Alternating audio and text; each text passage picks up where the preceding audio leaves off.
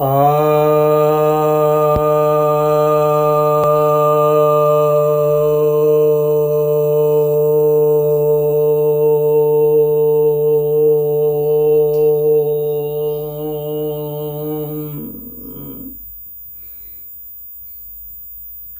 सभी भक्तजनों को सप्रेम नमन।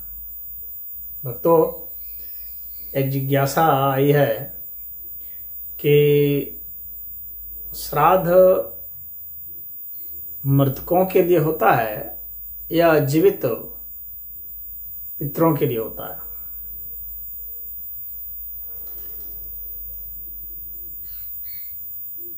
तो देखिए,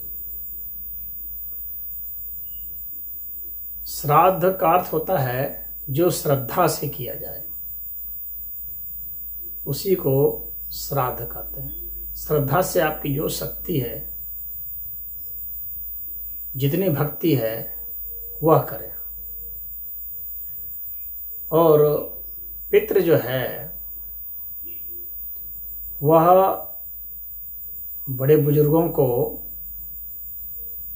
देवों को और विद्वानों को कहा गया है।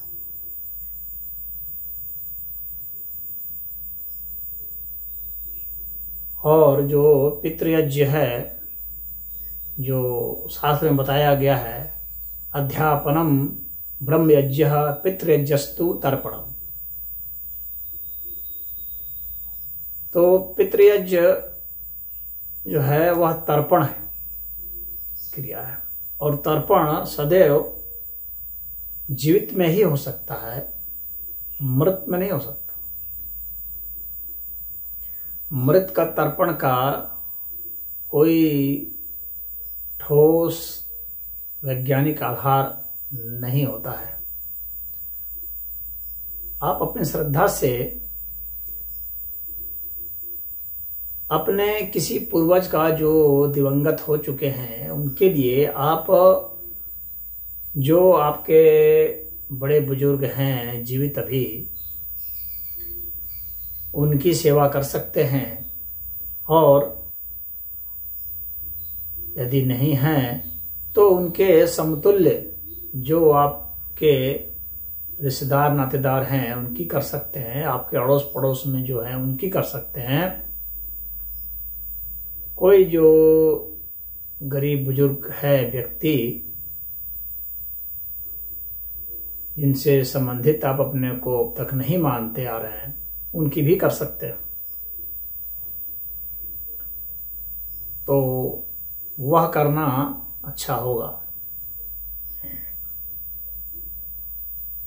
पितृ की परिभाषा में शास्त्र कहता है, पांति पालयांति रक्षन्ति अन्न विद्या सुशिक्षा आदि दाने ते पितरः। जो अन्न या विद्या या कोई सुशिक्षा या हमारी रक्षा या किसी प्रकार का पोषण पालन करते हैं, वैसे ही पितृ कहलाते हैं। यह स्पष्ट है।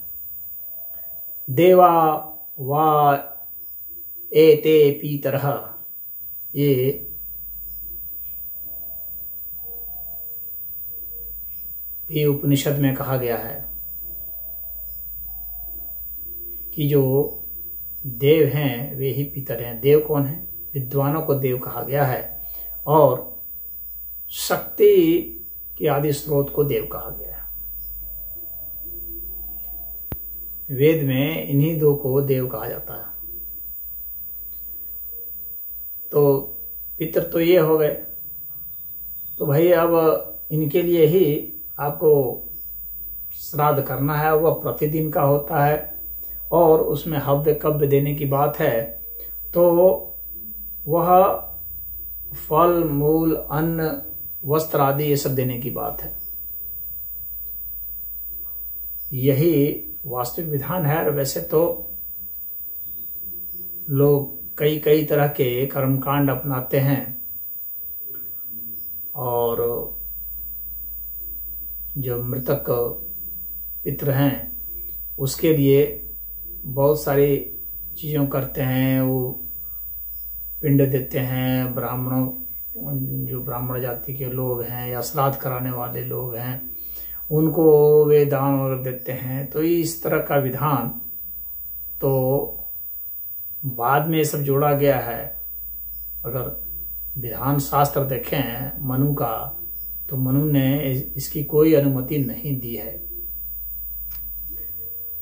मनु के शास्त्र में भी बाद में मिलावट की गई है और वह मनु सम्मत नहीं, क्योंकि मनु सदैव जीवित को ही माने हैं और पितृयज्ञ के सिवाय और कोई यज्ञ नहीं माने हैं और कोई श्राद्ध का नहीं माने हैं। तो पितृयज्ञ में इसका ही विधान है, किसी अन्य का विधान नहीं है। तो कैसे वो कहा जाए कि इस तरह से अलग जो है शास्त्र की अनुमति दे रहा है, तो अलग से तो उस तरह का विधान नहीं आता है। वैसे अगर मनु महाराज को अगर हम कोट करें तो आपको बता देता हूँ कि 3 अध्याय के 75वें श्लोक में मनु महाराज ने बताया है हम लोगों को कि स्वाध्याये नित्य युक्त स्याद्दैवे चैव कर्मणि देव कर्मणि युक्तो ही बिभर्तिर इदम चराचरम।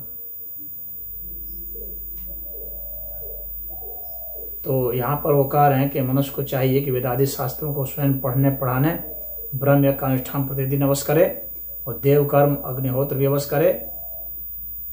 हाँ, और अग्निहोत्र करने वाला व्यक्ति समस्त जड़ चेतन का पालन अवश्य करता है। तो यहाँ पर उन्होंने उस यज्ञ का विधान कर दिया। उसके बाद और पंच यज्ञों के विषय में वो कहते हैं, यहाँ पर कि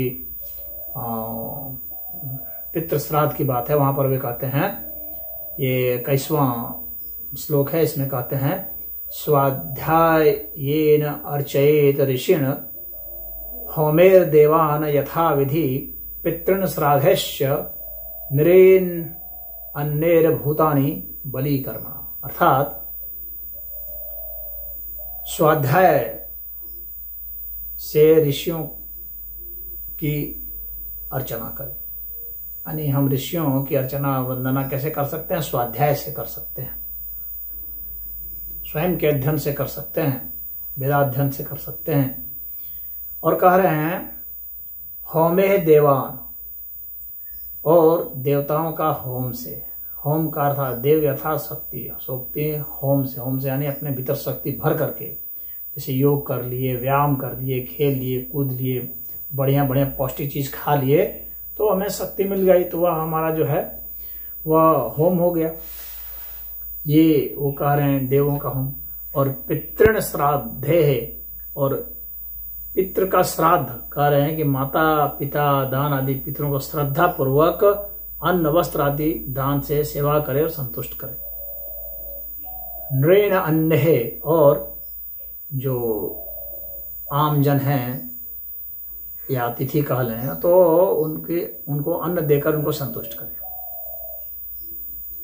और बलि कर्मणा भूतानि, और अन्य जो प्राणी हैं उनके लिए कुछ न कुछ हिस्सा निकाल करके उनको दे दे। इस तरह से सबका उपकार होगा। तो यहाँ पर स्पष्ट है कि जो उन्होंने विभिन्न प्रकार के यज्ञों का वर्णन किया है, उसमें जो श्राद्ध पितृ के श्राद्ध के विषय में है, तो वो स्पष्ट है वह जीवित की ही बात कर रहे हैं और ऐसे नहीं कर रहे हैं, इधर उधर की बात नहीं कर रहे हैं। और फिर वो क्या देने की बात कर रहे हैं? तो वही जो दूध है, फल है, यही सब देने की बात कर रहे हैं।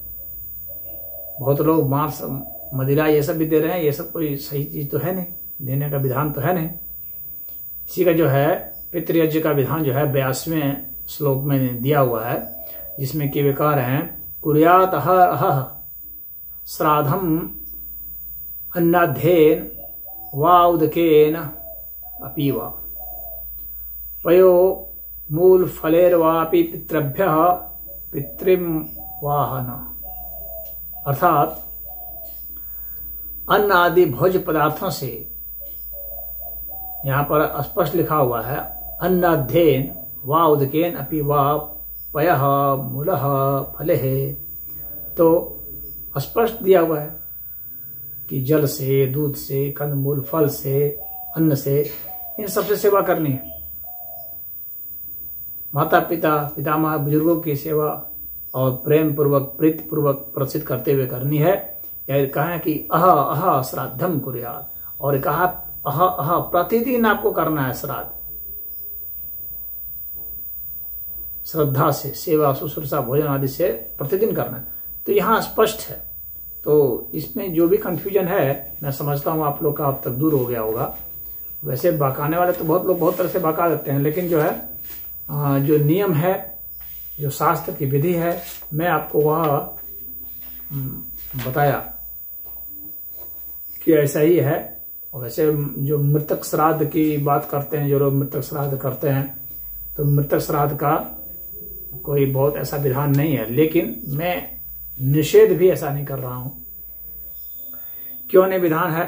क्योंकि स्पष्ट कह रहे हैं कि भाई व्यक्ति को खुद को करनी है, प्रतिदिन करनी है, और जहां पर है वहीं करनी है, जीवित की करनी है, और कोई मांसाहार का इसमें कोई वो नहीं होना चाहिए। और जिसको हमें श्रद्धा से जिसकी सेवा करनी है, वो जो है वो भोक्ता हो, वहां प्रत्यक्ष मौजूद हो, उसकी जरूरत है। तो यहाँ पर स्पष्ट जो वर्णन है, तो मैं समझता हूँ कि इसी तरह की ऐसे सेवा जो है करने का शास्त्र में विधान है। और बाकी बहुत प्रक्षिप्त चीजें, बहुत सारे मिलावट सब बाद में कर लेते हैं, कि वो मिलावट पकड़ में आ जाती है। क्योंकि जो मूल सिद्धांत है उससे जब कोई भटकता है, हटता है, तो उसके विरोधाभास होता है, उसके विरुद्ध में जब खड़ा होता है मूल सिद्धांत के, तो यह समझ लिया जाता है कि इसमें कुछ न कुछ मिलावट कर दी गई है, इसलिए वैसे को हटा दिया जाता है, वैसे को नहीं माना जाता है। तो मैं समझता हूँ आप लोगों को उसका पर्याप्त उत्तर मिल गया होगा। ओम।